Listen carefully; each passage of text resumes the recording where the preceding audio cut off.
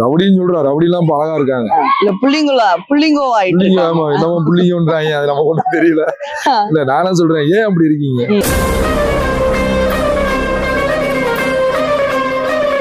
அடி வெளுத்துருவேன்.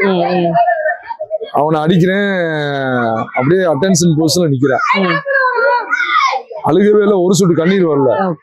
எனக்கே சந்தேகம் ஆயிடுச்சு. அங்க போய் வாழ்க்கையில நான் நிறைய விஷயங்களை கத்துக்கிட்டேன். இன்னைக்கு வரைக்கும் நான் இந்த ஸ்போர்ட்ஸ் ஃபீல்ட்ல இருக்கேன்னா அதுக்கு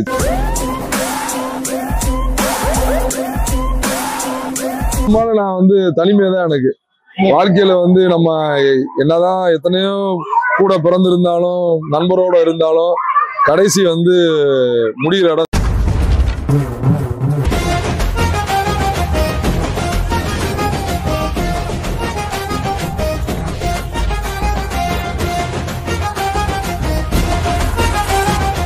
கல்வி பயணம் விகே எடு சொல்யூஷன்ஸ் பெருமையுடன் வழங்கும் மதுரையின் சாதனையாளர்கள். மதுரையில இருக்கக்கூடிய கல்வி சார்ந்து இருக்கக்கூடிய பிரமுகர்களை நம்ம உங்களுக்காண்டியே எக்ஸ்க்ளூசிவா கியூரேட் பண்ண கொஸ்டின்ஸோட அவங்கள நம்ம இன்டர்வியூ பண்ணிட்டு இருக்கோம். இந்த இன்டர்வியூ உங்களுக்கு கண்டிப்பான முறையில உங்களோட குழந்தைங்களை மேம்படுத்துறதுக்காண்டியும் உங்களோட சிந்தனைகளை மாற்றக்கூடியதாகவும் இருக்கும்னு நம்புறோம். அதன்படி இன்னைக்கு நம்மளோட இணைஞ்சிருக்குது திரு காட்வின் அவர்கள். தேசிய நல்லாசிரியர் விருது பெற்றவர்.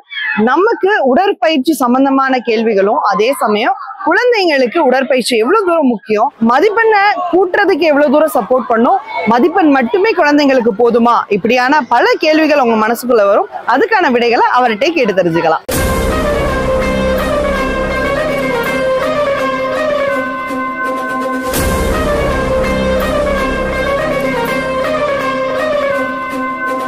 வணக்கம் சார். வணக்கம் சார். ஆக்சுவலி உடற்கல்வியில காட்வின் சார் அப்படின்னு சொன்னோம்னா உடற்கல்வியோட தான் எங்களால அசோசியேட் பண்ண முடியுது. இன்னைக்கு இருக்க காலகட்டத்துல பசங்களுக்கு உடற்கல்வி எவ்வளவு முக்கியம் அப்படிங்கிறத நீங்க எப்படி பாக்குறீங்க? இல்ல, ஸ்கூல் பசங்களுக்கு மட்டும் இல்ல, பொதுவாவே மனிதனா பிறந்த எல்லாத்துக்குமே வந்து உடற்கல்வி, அதாவது உடற்பயிற்சின்றது ரொம்ப ரொம்ப முக்கியம். அதுக்கு நிறைய வாய்ப்புகள் இருக்கு, அதை நம்ம தான் பயன்படுத்திக்கணும். இப்ப வந்து பாத்தீங்கன்னா தமிழ்நாட்டிலே வந்து 50 மீட்டர் நீச்சல் குளம்ன்றது வந்து ரொம்ப கம்மி. அதுல மதுரையில இருக்கு. இது எத்தனை பேர் பயன்படுத்துறாங்க? அப்ப நம்ம ஆர்வமா அதை வந்து பயன்படுத்தும் போது இது வந்து காம்படிஷனுக்காக மட்டும் கிடையாது. பெஸ்ட் எக்ஸசைஸ் வந்து ஸ்விம்மிங். உச்சநிலையிலிருந்து உள்ளங்கால் வரைக்கும் நமக்கு எல்லா நாடி நரம்புகளையும் சரி பண்ணக்கூடியது இந்த நீச்சல் பயிற்சி. இது டெய்லி 1 hour பண்ணாலே போதும், வேற எதுவும் தேவையில்லை. நீ வாக்கிங் கூட போக தேவையில்லை. அந்த அளவுக்கு வந்து நமக்கு வாய்ப்புகள் இருக்கு. நம்ம எந்த அளவுக்கு அதை பயன்படுத்துறோமோ அந்த அளவுக்கு நம்ம பயன்படுத்துறோம். Nice sir. ஆக்சுவலா நீங்க உடற்கல்வி பத்தி இவ்வளவு சொல்றோம். பேரண்ட்ஸை பொறுத்த வரைக்கும் படிப்பு தான் முக்கியம், மார்க் தான் முக்கியம் அப்படின்னு நினைக்கிறதுக்கு தான் அதிகமான பேரண்ட்ஸ் இருக்காங்க. அவங்களுக்கு நீங்க சொல்ல வேண்டிய கருத்து எதை நினைக்கிறீங்க? அதாவது இப்ப பெரும்பாலும் பேரண்ட்ஸை பாத்தீங்கன்னா மகனுக்கோ மகளுக்கோ எதுவும் அடிபட்டுற கூடாது, ஆனா நம்பர் 1 படிக்கணும், எல்லாத்துலயும் நம்பர் 1 வரணும் அப்படின்ற எண்ணம் இருக்கு ஒழிய, இப்ப அவங்க வந்து ஒருத்தவங்க அம்மா வந்து பயப்படுவாங்க, தண்ணியை கண்டா அவங்களுக்கு பயமா இருக்கும். அவங்க என்ன செய்யுது, ஸ்விம்மிங் ஐயோ வேணாம்ப்பா, தண்ணி அங்க எப்படி இருக்குன்னு தெரியாது, அங்கெல்லாம் போக கூடாது, தண்ணின்னு சொல்லி ஒரு பயத்தை ஏற்படுத்திடுவாங்க. அப்ப அந்த சின்ன குழந்தைக்கு என்ன தெரியும், ஐயோ தண்ணினா ரொம்ப பயங்கரம் போல அப்படின்ற எண்ணம் சின்ன வயசுலயே வந்துடும். அப்ப எங்க தண்ணியை பார்த்தாலும் பயமா இருக்கு. மலைக்கு ஒரு தண்ணி தேங்கி இருந்தா கூட அதை கண்டாலே பயமா இருக்கு. அது பேரண்ட் வந்து சின்ன வயசுல என்கரேஜ் பண்ணுவாங்க, ஸ்விம்மிங் பண்ணு நல்லா இருக்கும். இப்ப ஃபாரின் கண்ட்ரிஸ் எல்லாம் பாத்தீங்கன்னா 3 வயசுலயே தூக்கி ஸ்விம்மிங் போட்டுறாங்க. இங்க அந்த அளவுக்கு கிடையாது, அவேர்னஸ் கிடையாது. நான் என்ன சொல்றேன்னா, வாங்க, நிறைய பாதுகாப்போட தான் பண்றாங்க. உங்க பயணம் பண்ணி பாருங்க, அவனுக்கு ஒரு வாய்ப்பு கொடுங்க. வாய்ப்பே கொடுக்கறது இல்ல. நீ டென்னிஸ் தான் போகணும், நீ வந்து டேபிள் டென்னிஸ் தான் போகணும், நீ ஷட்டில் தான் போகணும், இப்படி சொல்லக்கூடாது. எல்லாருக்கும் எல்லாமே பழகட்டும், எல்லாத்துக்கும் வாய்ப்பு கொடுங்க. அவன் வந்து செலக்ட் பண்ணட்டும். நான் ஸ்விம்மிங் எனக்கு பிடிச்சிருக்கு, எனக்கு பாக்ஸிங் பிடிச்சிருக்கு, எனக்கு ஃபென்சிங் பிடிச்சிருக்குன்னு அவன் செலக்ட் பண்ணட்டும். நீங்க ஏன் வந்து அவனை ஸ்ட்ரெஸ் பண்றீங்க? உங்களோட சர்வீஸ் அலங்காநல்லூர்ல எவ்வளவு வருஷம்? நான் 98, அதாவது 7/9/98 தான் முத அங்க போய் ஜாயின் பண்ணேன். அப்போ வந்து ஸ்விம்மிங் எல்லாம் கிடையாது, only volleyball, basketball, athletics இந்த மாதிரி தான் இருந்தது. 2003 திரு தேவதார் ஐஏஎஸ் அவர்கள் வந்து அதை அறிமுகப்படுத்துனதுனால சரி, ஏற்கனவே நான் வந்து சென்னையில படிக்கும் பொழுது பாக்ஸிங் ஒரு 6 மாசம் ட்ரைனிங் போனேன். அப்ப எனக்கு ஈஸியா இருந்துச்சு. சரி, பாக்ஸிங் நம்ம முத ஆரம்பிச்சிருவோம் அப்படின்னு சொல்லி பாக்ஸிங் ஸ்டார்ட் பண்ணோம். சரி, யாருக்காவது ஸ்விம்மிங் தெரியும் வாங்கப்பான்னு சொல்லி பக்கத்துல ஆறு ஓடுது, அங்க போய் தான் நாங்க பிராக்டிஸ் பண்ண ஆரம்பிச்சோம். அப்படி பண்ணி தான் ஒவ்வொன்றா கொண்டு வந்து அதுக்கப்புறம் சனி ஞாயிறு இங்க கூட்டு வந்துருவேன். அப்ப இதுதான் இருந்துச்சு, கார்பரேஷன் ஸ்விம்மிங் பூல் தான் இருந்துச்சு. இங்க பிராக்டிஸ் பண்ணோம். அப்புறம் அடுத்து 2007க்கு அப்புறம் ரேஸ் கோர்ஸுக்கு போனோம். அப்ப நிறைய டெவலப் பண்ண ஆரம்பிச்சோம். குறைஞ்சது வந்து ஒரு எங்க ஸ்கூல்ல எடுத்துட்டீங்கன்னா குறைஞ்சது 40 பேர் ஸ்விம்மிங் காம்படிட்டரா இருப்பாங்க. அப்ப அந்த மாதிரி ஒவ்வொன்றா கொண்டு வந்தோம். Super sir, super sir. நம்ம இப்ப நிறைய விஷயங்கள் பேசும்போது உடற்கல்வியை மையமா வச்சே பேசுவோம். இப்போ ஒரு குழந்தை அதே கெரியரா மாத்தணும்னா என்ன மாதிரியான விஷயங்கள்லாம் அவங்க முன்னெடுப்பா எடுத்துக்கணும்? அதாவது ஃபர்ஸ்ட் அவங்க எந்த ஸ்கூல்ல சேர்க்க போறோம் அப்படின்றத டிசைட் பண்ணுவாங்க. சூப்பர். அந்த ஸ்கூல்ல நாட் ஓன்லி ஸ்டடிஸ் மட்டும் நம்ம பார்க்க கூடாது. அங்க ஸ்போர்ட்ஸ் எப்படி இருக்கு, அங்க என்சிசி இருக்கா, ஸ்கவுட் இருக்கா, ரெட் கிராஸ் இருக்கா, இந்த மாதிரி நம்ம வந்து எதிர்பார்க்கணும். அந்த ஸ்கூல்ல பில்டிங் மட்டும் இருக்கு அழகா இருக்கு அப்படின்றதுக்காக சேர்த்துடக்கூடாது. இதெல்லாம் இருக்கான்னு பார்த்து அந்த ஸ்கூல்ல போய் சேர்க்கணும். நீ படிச்சு ஃபர்ஸ்ட் ரேங்க் மட்டும் வாங்கினா மட்டும் போதும்னு இருக்கக்கூடாது. அப்ப அந்த ஸ்கூல்ல போகும்போது அவங்க என்ன சொல்லுவாங்கன்னா ஒரு வாய்ப்பு கொடுப்பாங்க. என்சிசில ஜாயின் பண்ணலாம், ஸ்கவுட்ல ஜாயின் பண்ணலாம், ரெட் கிராஸ்ல ஜாயின் பண்ணலாம் அப்படின்னு வாய்ப்பு கொடுப்பாங்க. அப்ப நம்ம அதுல வந்து ஒரு லீடர்ஷிப் குவாலிட்டி உருவாகுது. ரெண்டாவது அங்க ஸ்போர்ட்ஸுக்கு இம்பார்ட்டன்ஸ் இருக்கணும். Swimming any game. அப்ப நினைப்பான் நம்மளும் வந்து இந்த விளையாட்டுக்கு போகணும் அப்படின்னு ஒரு ஆர்வம் வரும். அப்ப வீட்டுல வந்து சொல்லுவாங்க, இந்த மாதிரி எங்க ஸ்கூல்ல இன்னைக்கு இந்த ஸ்போர்ட்ஸ்க்கு போனாங்க, இன்னைக்கு நேஷனல் லெவல் வின் பண்ணிருக்காங்க, நானும் அந்த கேமுக்கு போறேன். அப்ப அந்த வாய்ப்பு இருந்தாதான் போக முடியும். நீங்க ஒண்ணுமே இல்லாம வெறும் காலையில 8 மணிக்கு போய் ஈவினிங் 5 வரைக்கும் ஒன்லி படிப்பு மட்டும் இருந்தா கிடையாது. இப்ப இருக்கக்கூடிய காலகட்டத்துல கிட்டத்தட்ட உங்களுக்கு ஒரு 27 வருஷம் எக்ஸ்பீரியன்ஸ் இருக்கும் சார். உங்க கெரியர் ஸ்டார்ட் பண்ணதுல இருந்து இப்ப இருக்கக்கூடிய மாணவர்கள்ட்ட என்ன பெரிய வித்தியாசம் பாக்குறீங்க சார்? அதாவது அவனுக்கு வந்து எப்படின்னா அவனுக்கு வாய்ப்பை வந்து ஏற்படுத்தி கொடுக்கணும். நமக்கு நம்மளை பொறுத்துதான் மாணவர், ஆசிரியர் பொறுத்துதான் மாணவர். ஆசிரியர் சொல்லி கொடுத்தாதான் அவன் கத்துக்கிடுவான். நமக்கு இன்ட்ரெஸ்ட் இல்லாட்டினா எந்த மாணவரையும் உருவாக்க முடியாது. இப்போ ஒரு சின்ன எக்ஸாம்பிள் சொல்றேன் பாருங்க. ஒரு பையன், அவன் பேர் கார்த்திக் ராஜா. அவன் வந்து படு சேட்டை, எல்லாத்தையும் அடிக்கிறது இந்த மாதிரி இருப்பான். ஆரம்ப காலத்துல எப்படின்னா நான் வந்து சேட்டை பண்ண அடி வெளுத்துருவேன். அவனை அடிக்கிறேன், அப்படியே அட்டென்ஷன் பொசிஷன்ல நிக்கிறான். அழுகவே இல்லை, ஒரு சொட்டு கண்ணீர் வரல. எனக்கே சந்தேகம் ஆயிடுச்சு, ஒருவேளை நம்ம மெதுவா அடிச்சோமோ அப்படின்னு சொல்லி என்னைய நான் அதே வேகத்துல எண்ணெய் அடிச்சேன். பார்த்தா சுள்ளுன்னு இருந்துச்சு. இப்படி இவ்வளவு அடி வாங்கி அசராம அப்படி நிக்கிறானே அப்படின்னா, சரி நீ வந்து பாக்ஸிங் தான் உனக்கு கரெக்டா இருக்கும், சரிவா உனக்கு பாக்ஸிங் சொல்லி தரேன், நீ சாயங்காலத்துல இருந்து நீ பாக்ஸிங் கத்துக்கணும்னு சொல்லி கூட்டு போயிட்டேன். அப்ப அவனை வந்து ஒரு இந்த மாதிரிதான் அவனை செலக்ட் பண்ணேன். இன்னைக்கு பாத்தீங்கன்னா இந்தியன் ஆர்மில ஒரு கோச்சாவே இருக்கேன், பாக்ஸிங் கோச்சா இருக்கேன். அவங்க அப்பா வந்து ஒரு கொத்தனார் வேலை தான் பார்த்தாரு, ரொம்ப போர் ஃபேமிலி தான். இன்னைக்கு அவன் வந்து மிலிட்டரிக்கு போய் இன்னைக்கு அவனை நல்லா டெவலப் பண்ணி ஒரு மிலிட்டரியில ஒரு பாக்ஸரா அவன் போய் நிறைய அச்சீவ் பண்ணி இப்போ ஆர்மி டீமுக்கே ஒரு கோச்சா போயிருக்கான். இப்போ வீடு கட்டி காரு புல்லட்னு சொல்லி பெரிய வேற லெவல் ஆயிட்டான். எனக்கு அவனை பார்க்கும்போது அன்னைக்கு வந்து 7th அவன் சேட்டப் பண்ணி அடி வாங்கின ஞாபகம். இன்னைக்கு வந்து நமக்கு நம்மளை விட பெரிய ஆளா இருக்காங்க. அப்ப மகிழ்ச்சியா தான் இருக்கு. இப்ப நான் அந்த வாய்ப்பை கொடுக்காட்டினா நீங்க ஒரு மோசமான ஒரு சூழ்நிலைக்கு போயிருக்கலாம். நீங்க கண்டிப்பா 50+ இருப்பீங்கன்னு நம்புறேன். ஆனா பார்த்தா அப்படி தெரியல சார். பாருங்க, எனக்கு டவுட்டா தான் இருக்கு. அந்த மாதிரி வச்சுக்கணும் அப்படின்னா என்ன மாதிரியான விஷயங்கள்லாம் நம்ம செய்யணும் சார்? இப்ப நம்ம ஒரு இடத்துக்கு கிளம்பி வரோம் அப்படின்னா எந்த அளவுக்கு நம்ம அழகாகிக்கிறோம். இப்ப நீங்க லேடிஸ் உங்களுக்கு தெரியும், நீங்க எந்த அளவுக்கு அதுக்கு மேக்கப்புக்கு முக்கியத்துவம் கொடுப்பீங்கன்னு, அந்த அளவுக்கு நீங்க ஹெல்த்துக்கு முக்கியத்துவம் கொடுக்குறீங்களா? நம்ம வந்து நம்மள லவ் பண்ணணும்.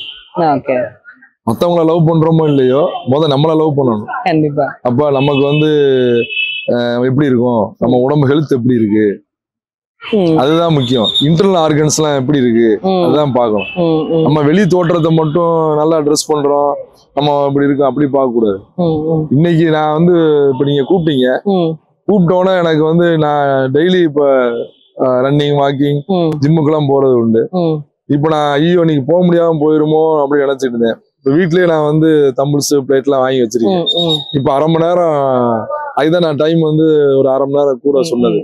வீட்டுல ½ mn நான் எக்ஸசைஸ் பண்ணிட்டேன். இப்ப எனக்கு ஒரு சந்தோஷம். இப்ப எனக்கு என்னை நானே பேசிக்கிருவேன். இன்னைக்கு நீ என்ன செஞ்ச, என்னை கவனிச்சியா, இந்த இதெல்லாம் லாரி எல்லாம் பார்த்து எழுதி இருப்பாங்க, தினமும் என்னை கவனி, அப்ப தண்ணி ஊத்துறது அதெல்லாம் இருக்கும். அது மாதிரி இப்ப நம்ம வந்து காலைல எந்திரிச்சோடனே பிரஷ் பண்றோம், குளிக்கிறோம், எல்லாம் பண்றோம். அப்ப இன்டர்னல் ஆர்கன்ஸ் போன் மசில்ஸுக்கு என்ன பண்றோம்? இப்ப நம்ம வயசு ஆக ஆக வந்து எல்லாமே சுருங்கிரும். அப்ப இன்னைக்கு நிறைய பேர் பாத்தீங்கன்னா லேடிஸ் எல்லாம் வந்து எலும்பு உடனே டொக்கு டொக்குன்னு உடஞ்சிடும். அது காரணம் என்னன்னா அவங்களை கேர் பண்ணாம இருக்குது. வெயிட் ட்ரைனிங் பண்ணணும். அப்ப முடிஞ்ச அளவுக்கு வெயிட்டை நம்ம தூக்கி அந்த போனையும் மசில்ஸையும் நம்ம காப்பாற்றணும். இதை காப்பாத்தினாதான் நம்ம இப்ப உட்கார்ந்து இருக்கிறோம் அப்படின்னா போன் ஸ்ட்ராங்கா இருக்கணும் உட்காந்துருக்கோம். இதை யாரும் கேர் பண்றதே இல்ல. கண்டிப்பா. அப்ப நம்மள எவ்வளவுக்கு லவ் பண்றோமோ அந்த அளவுக்கு நம்ம வந்து எப்பயுமே வானவில் மாதிரி அழகா தெரியும்.